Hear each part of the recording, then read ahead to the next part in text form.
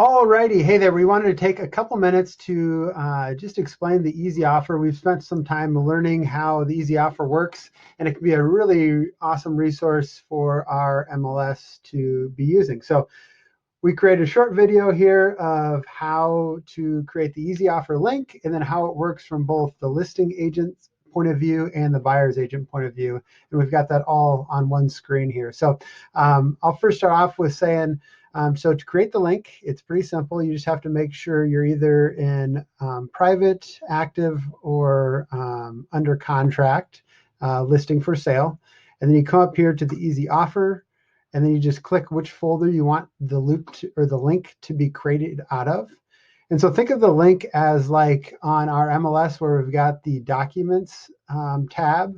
So the link is basically a virtual version of that. So any of those documents, and you can put a pre-filled in purchase agreement in there, any of those, and you could share this with the public too. So like if you've got a buyer, it could be something where you share it with the buyer so they can see the seller disclosure easily and pull it up. So anyway, so I'm going to share this loop link with Brady. I'm going to copy this, and this is what we put on the MLS in the agent's remarks.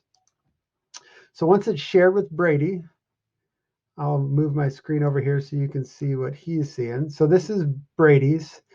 So we had some issues with trying to figure out why it was giving us some errors, and we figured out that it's because there's a cache on the browser. And so if you're having errors, you can go into incognito mode, which is simple. You just click here, incognito, new window.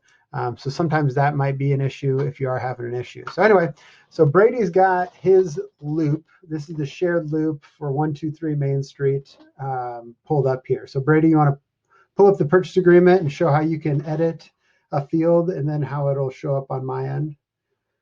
Yeah, so like on this, we already have the buyer in there, the offer price, and so you can go ahead, fill out all of it, and then have your client sign, just like you would if you were creating your own loop from scratch.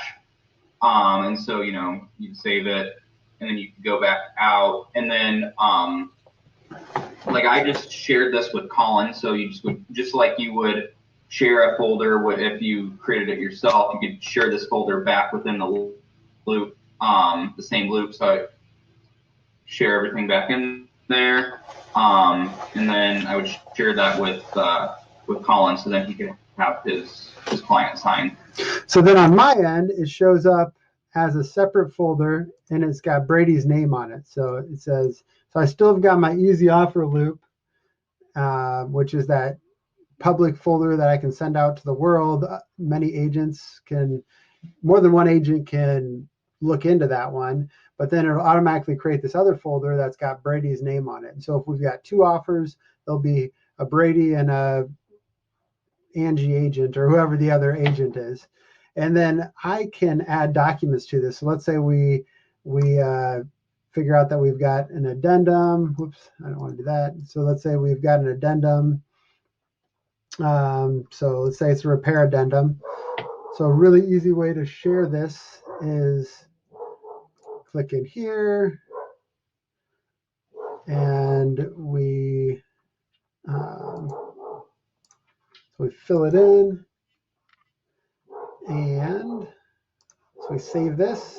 So let's say we said fix those things with our repair request. We save, go back out. We have the seller sign it, or buyer, I guess, in a repair addendum case.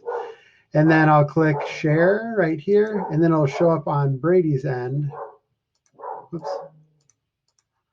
Share. And it'll show up on Brady's end. There you go. And so then I can, so I can just click into it. And and then then as you can see, since that is, you just have to make sure if you're sharing that you share it back that they can sign, or you can share it with them download instead of having to download the document. But everything shows back up, just how Colin adjusted the thing, and then you could have your client client sign. Perfect. So quick recap on how to do it. So you create the easy offer link, you post the link, and then once a buyer's agent brings an offer, it'll create this folder. And then that folder is that shared folder where it's common ground. Any other folder in your loop, like this one, would be a non-shared folder. Brady can't see, this would be the listing contract or different contracts that I don't want to have shared with Brady. We just have it as a non-shared folder. Easy peasy. All right. Thanks for watching, and hope that answers some good questions.